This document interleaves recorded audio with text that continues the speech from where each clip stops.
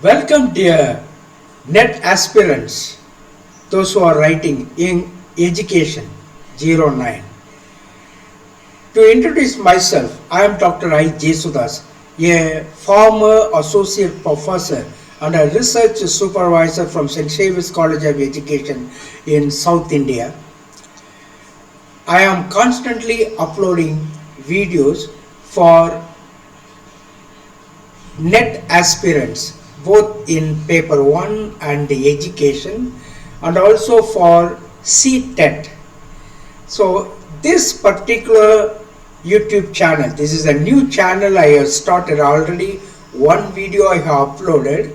This is the second video actually.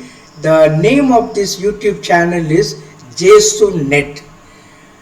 The previous channel, I am already having one. I am uploading videos in another channel, that is old channel, JESUEC.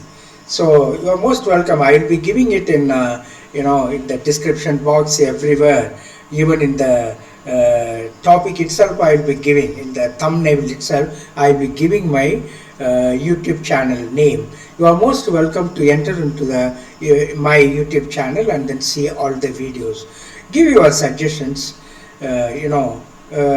Subscribe also if you like my videos.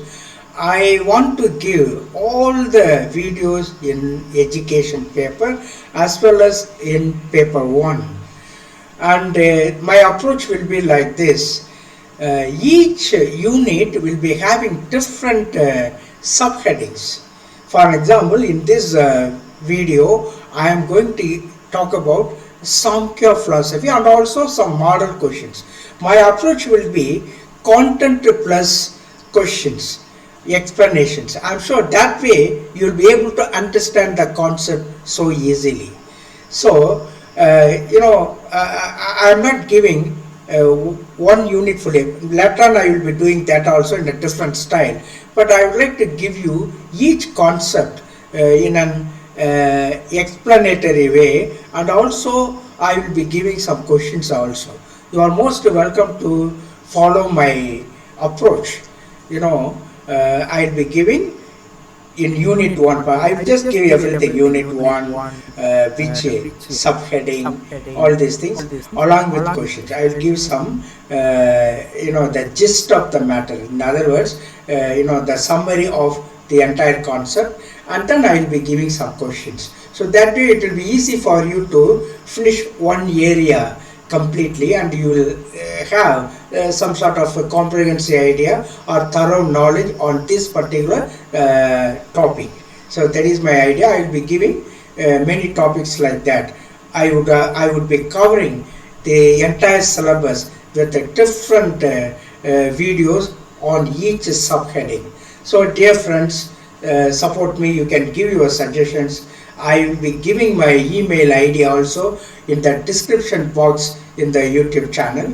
You are most welcome to interact with me, and you could express your needs or whatever you want to know about this education paper 1 and all. You could ask me. As far as I am having some experience, I will be explaining to you all these things. I'm sure you will enjoy these videos. Most welcome now. Of course, a new channel, you may not be knowing much about me. So as you enter into various videos, you will be understanding me. I have been teaching in the B.Ed colleges for so many years, almost 25 years. So I have handled all the subjects almost, except the science subjects. So I will be able to give you nice videos on different topics in such a manner that you are able to get the concept in order to prepare for your NET exam. So God bless you abundantly. Let us straight away enter into the topic. Today I am going to talk about Samkhya philosophy, that is in Unit 1 Education Studies. So Samkhya philosophy. Samkhya philosophy is one of the oldest philosophies from ancient India. It talks about reality, existence and consciousness. It is found in old texts like the Samkhya Karika and the Yoga Sutras. So, what is the meaning of Samkhya philosophy? Samkhya philosophy explains the basics of existence. It says there are two main things: Purusha, which is pure consciousness, and Prakriti, which is the material world. Please understand, this is the most important idea here in Samkhya philosophy. That is, Samkhya philosophy talks about two things: Purusha, which is the pure consciousness, unchanging. It is not at all changing, unchanging. No properties involved, no traits, no personality aspect, only for human beings.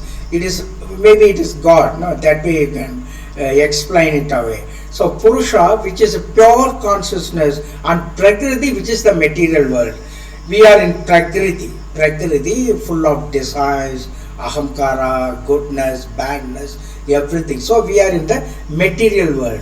So there are two things: Purusha, which is the pure consciousness, and Prakriti, which is the material world. Prakriti has three qualities. I mean, what we are living in these three qualities. Prakriti has three qualities: Sattva, purity; Rajas, activity; and Tamas, inertia or lethargy. So Sattva, light, purity; Rajas, activity; and Tamas, inertia or lethargy. That way we can say, we can explain. What are the merits of Samkhya philosophy? Very clear distinction it gives between the world and the Purusha, the God. They are not talking about God as such, but for our own understanding we can call Purusha as God. Clear distinction. Samkhya makes a clear distinction between Purusha, unchanging consciousness, and Prakriti, ever-changing material world, helping us understand reality better. So that way it gives a clear distinction between Purusha and Prakriti. Then liberation, moksha. It talks about moksha, liberation. Samkhya says that realizing the difference between Purusha and Prakriti leads to liberation from suffering. Very important aspect. What is liberation? Liberation means liberation from suffering. So that is the idea here. Suffering, why does it happen? It is because we are in the changing world, in the Prakriti, in the Prakriti world, that ever-changing material world. Because of the material world, we are getting into a lot of sufferings. That is the idea here. So, Samkhya says that realizing the difference between Purusha and Prakriti, leads to liberation from suffering. If you are able to understand Purusha, if you are able to realize the unchanging reality in our life, that is Purusha, then it is liberation. We are liberated from our wrong behavior or gross desires, wrongful desires, etc. So that is the idea here. In fact, a liberation from rebirth, rebirth and death. That is the idea here. So the liberation, Samkhya talks about liberation from rebirth and death. Then logical thinking, third one, logical thinking. It encourages logical thinking and organizing ideas to understand life better. So very logical. Now, if you go through all the 25, tattvas, I think I am just giving, in this unit itself, you will be really wondering at it, how they are logically differentiating between things. In other words, the entire reality is put into 25, logical units. Something quite interesting, that shows that the great intelligence of our ancient sages. So the logical thing, it encourages logical thinking and organizes ideas to understand life better. Then understand the human mind. Samkhya breaks down the human psyche, human mind into parts like the mind, intellect, ego and senses, helping us understand human behavior. So understanding human being, Samkhya, through Samkhya we are able to understand our own human mind. What is the status of our human mind? Then what are the types of Samkhya? It is put into classical Samkhya and modern Samkhya yoga. There are two different things.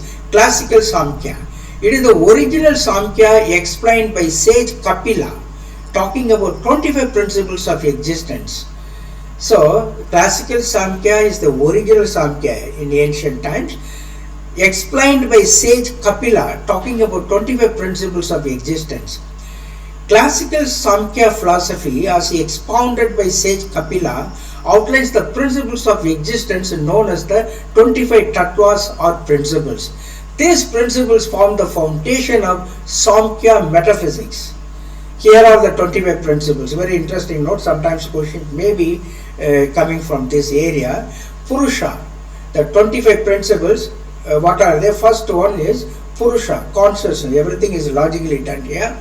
Purusha, consciousness, pure consciousness, the transcendental self. The Prakriti, primordial matter, that is ancient matter, matter that is mysterious, that is the worldly matter. So, primordial matter, it exists from the beginning, that is primordial matter. Prakriti, the cosmic substance that constitutes the material world, that is Prakriti. Third one, Mahat. Mahat means the great one, also known as Buddhi or cosmic intellect, the principle of universal intelligence. So that is the idea here. Mahat means Buddhi or cosmic intellect, the principle of universal intelligence. Ahankara, ego, the principle of individualized self-awareness. Ahankara, ego. Then Manas, the faculty of thought, perception and cognition. Manas, mind, the faculty of thought, perception and mind.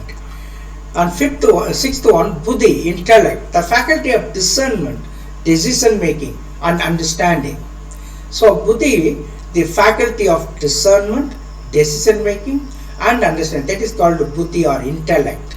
Then Chitta, consciousness, the feelings, sensations, etc. Consciousness field. Chitta, the subconscious mind or the storehouse of impressions and memories, that is Chitta. Then Ahamkara, ego sense, Ahamkara. The principle of egoism, the sense of individuality, ego sense, Ahamkara. The selfishness comes under this. Pancha Tanmatras, that is 5 subtle elements, subtle forms of matter, sound, touch, form, taste and smell, very subtle elements, 5 subtle elements. Pancha Tanmatras. So, what are the 5 subtle elements or Pancha Tanmatras, that is subtle forms of matter like sound, touch, form, taste and smell, that are the building blocks of the material world. This is what, the material world is built upon this. That is the idea here. So, Pancha Tanmatras. Then Pancha Mahabhutas, Pancha Mahabhutas, 5 gross elements. Gross are physical elements, earth, water, fire, air and ether, that constitute the material universe. So 5 gross elements, Pancha Mahabhutas.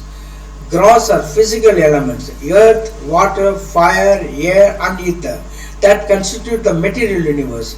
Then Manas, that is sensory organs, Manas. The organs of perception, ears, skin, eyes, tongue and nose, Manas, sensory organs. Then Karma Indriyas, organs of actions, Karma Indriyas, the organs through which actions are performed, Karma Indriyas, mouth, hands, feet, genitals and anus. These are all called Karma Indriyas, organs of action. Then Ahamkara, ego, the individualized sense of self or ego, the individualized sense of self or ego, that is Ahamkara, ego. Buddhi, intellect, the faculty of discrimination and decision making. Buddhi, intellect, the faculty of discrimination and decision making. Then Pancha Karmendriyas, 5 organs of action, The organs are responsible for action: mouth, hands, feet, genitals, and anus. Pancha Jnanendriyas, 5 organs of knowledge. The organs of perception: ears, skin, eyes, tongue, and nose. Organs of perception, Pancha Jnanendriyas. Then Panchaputas, we already said that, I think again it comes probably. Okay. Panchaputas, 5 gross elements, the gross elements that constitute the physical world: earth, water, fire, air, and earth. Then Pancha Tanmantra, 5 subtle elements, the subtle elements underlying the gross elements: sound, touch, form, taste, and smell. Then Avidya, the fundamental ignorance of one's true nature, which leads to bondage. Avidya means ignorance, the fundamental ignorance of one's true nature, which leads to bondage. Bondage from, rebirth and death. We are again and again we are born in this world. That is because of ignorance. Avidya, ignorance. Then Asmita. Asmita means egoism, the sense of individuality or ego. Then Raga. The Raga means attachment. Attachment or desire for pleasurable experiences. That is Raga. Then Dvesha. Dvesha, that aversion. Dvesha means Tvesam. No? In Tamil they used to say Tvesam. Dvesha, aversion. Aversion or dislike towards unpleasant experiences. Then Abhinivesha, clinging to life. The instinctual drive for self-preservation. That is Abhinivesha, clinging to life. Then Sukha, pleasure, the experience of happiness or pleasure. That is Sukha. Sugam in Tamil we used to call. Sukha, pleasure. Dukha, pain, the experience of suffering or pain. Dukha. These principles provide a comprehensive framework for understanding the nature of reality according to Samkhya philosophy. They describe the interplay between consciousness Purusha and matter Prakriti and the various manifestations of both in the universe. I mean, there is an interplay between Purusha and Prakriti. The man always changes, in the world due to, various,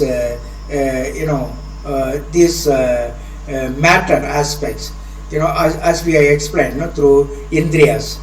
So, Manas, from all these, the man always is confused. He often is oscillating between the pure consciousness and the confused consciousness.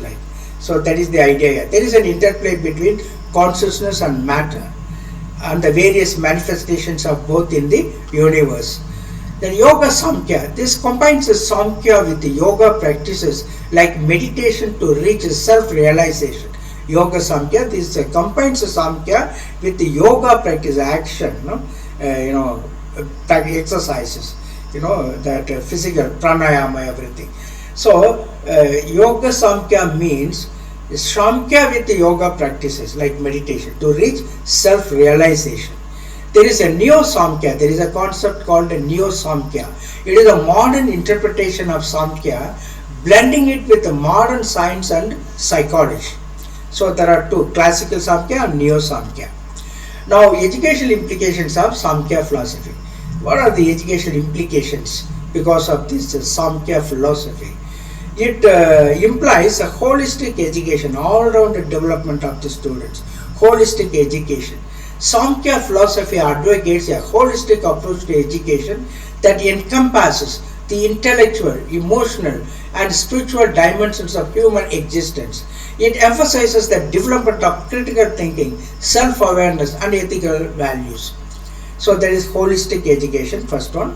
Then integration of East and Western philosophies it implies. The study of Samkhya philosophy facilitates the integration of Eastern and Western philosophical traditions, fostering a multicultural understanding of human thought and experience. So Samkhya philosophy certainly unites the East and the West, that way. Now, philosophical well-being. Samkhya's psychological insights into the nature of the mind and consciousness can inform educational practices aimed at promoting psychological well-being, mindfulness, and emotional intelligence among students. So, psychological well-being. Then, ethical education. Samkhya philosophy underscores the importance of ethical conduct, dharma, and the cultivation of virtues such as compassion, integrity, and non-attachment. So the ethical education. So it implies, Samkhya philosophy implies ethical education in educational area. Then educational programs informed by Samkhya can instill ethical values and moral responsibility in students. Samkhya philosophy gives us a deep insights into reality and human life. It enriches education by promoting holistic development, logical thinking, and spiritual understanding. Now let us ask some questions based on what we have seen just now. Based on the material that we have learned just now, what could be the possible questions in Samkhya philosophy? What is the oldest Hindu philosophical system? Just see for yourself. Just judge for yourself which should be the best one. I give you some time. What is the oldest Hindu philosophical system? No doubt, Samkhya. Samkhya is the oldest Hindu philosophical system that dates back to the 6th century before Christ. Now, second question, what does Samkhya philosophy teach about the relationship between the individual and the universal soul? Please, you just go through all the alternatives here. 4 alternatives given. The individual is part of the universal soul. The individual is separate from the universal soul. The individual is connected to the universal soul. The individual is independent of the universal soul. According to you, what should be the correct answer based on what you have learned just now? What does Samkhya philosophy teach about the relationship between the individual and the universal soul? You know what we understand from the material, the individual is separate from the universal soul. According to Samkhya philosophy, the individual soul is separate from the universal soul. The individual soul is responsible for its own liberation. You know, the universal soul is unchanging. No qualities attached to it. Whereas individual soul with a lot of desires, indriyas and everything. So, they are separate, yes, but then, they are interconnected. They are interconnected. Individual is connected to the universal soul. The individual is separate from the, here, individual is separate but interconnected, like we will say like that. Not connected, at a distant look, it is interconnected. So here, according to the 4 alternatives, we can come to a conclusion. The individual is separate from the universal soul, no doubt about it. So according to Samkhya philosophy, the individual soul is separate from the universal soul. The individual soul is responsible for its own liberation. What is the goal of Samkhya philosophy? To achieve liberation from suffering, to gain knowledge of the material world, to gain knowledge of the spiritual world, to create a perfect society. What is the goal of Samkhya philosophy? To achieve liberation from suffering. That is the idea here. The ultimate goal of Samkhya philosophy is to achieve liberation from suffering. That is, liberation is nothing but moksha. It is believed that this can be achieved through yoga and meditation. What is the means to achieve this liberation? Through yoga and meditation. According to Samkhya philosophy, how many categories of existence are there? 2. That is Purusha and Prakriti. According to Samkhya philosophy, there are 2 categories of existence. Purusha, soul, and Prakriti, nature. What is the relationship between Purusha and Prakriti? They are separate but interconnected. That's what I told you just now. See, finally, the man, the man has to realize the unchanging reality in his life. That is real liberation, ultimately. So that way it is interconnected. Actually, they are separate. Purusha is the unchanging reality, whereas Prakriti is a changing reality due to various factors, 25 tattvas. But then they are interconnected. How to get liberation? Only through interconnection with the Purusha, the man gets a liberation in his life from the cycle of rebirth and death. That is the idea here. So what is the relationship between Purusha and Prakriti? According to Samkhya philosophy, Purusha and Prakriti are separate but interconnected. Purusha is the eternal unchanging consciousness, while Prakriti is the ever-changing material world. What is the purpose of yoga according to Samkhya philosophy? Just to see the alternatives. To unite the individual from the universal soul, to gain knowledge of the material world, to gain mastery over the body, to achieve liberation from suffering. That is already we have said, to achieve liberation from suffering. What does this mean? The purpose of yoga according to Samkhya philosophy is to achieve liberation from suffering or moksha, or attaining moksha. It is believed that this can be achieved through yoga and meditation. What is the source of suffering according to Samkhya philosophy? That is ignorance. Ignorance is the cause of suffering. According to Samkhya philosophy, the source of suffering is ignorance or avidya. In other words, avidya. Ignorance is caused by the misidentification of the individual with the material world. You know, what is enlightenment then? Enlightenment here is to realize the unchanging reality in one's life, and that is the enlightenment. Ignorance is misidentification of the individual with the material world. The individual thinks that the material world is everything. That is called ignorance. What is the purpose of the 8 limbs of yoga? To gain mastery over the body, to attain liberation from suffering, to gain knowledge of the material world, to unite the individual with the universal soul. So what is the purpose of 8 limbs of yoga? To attain liberation from suffering. So the purpose of the 8 limbs of yoga according to Samkhya philosophy is to attain liberation from suffering or moksha. The 8 limbs are yama, niyama, asana, pranayama, pratyahara, tarana, dhyana and samadhi. You have to understand all these 8. Yama, niyama, asana, pranayama, pratyahara, tarana, dhyana and samadhi. What is the meaning of the Sanskrit term Samkhya? That is knowledge. What is the meaning of the Sanskrit term Samkhya? That is knowledge. The Sanskrit term Samkhya means knowledge. It is derived from the Sanskrit root Sam, which means to know. What is the relationship between Samkhya and yoga? Samkhya is the foundation of yoga. Samkhya and yoga are 2 separate systems. Samkhya is the practice of yoga. Samkhya is the goal of yoga. So Samkhya is the foundation of yoga actually. Then only Samkhya yoga we are talking about, but that yoga comes from Samkhya. The Samkhya is the foundation of yoga. I mean, Samkhya means the realization of the unchanging reality, all these things. No? The Samkhya is the foundation of yoga. Samkhya is the foundation of yoga. It is a philosophical system upon which the system of yoga is based. What is the main goal of Samkhya yoga philosophy? The ultimate goal of Samkhya yoga philosophy is to achieve liberation from the cycle of rebirth and death. It is believed that by achieving liberation, one can attain the highest level of spiritual realization. Thank you very much, dear friends. God bless you abundantly. Let us meet in other video lectures for other subheadings. I hope you would have understood the basic idea of Samkhya philosophy. God bless you abundantly.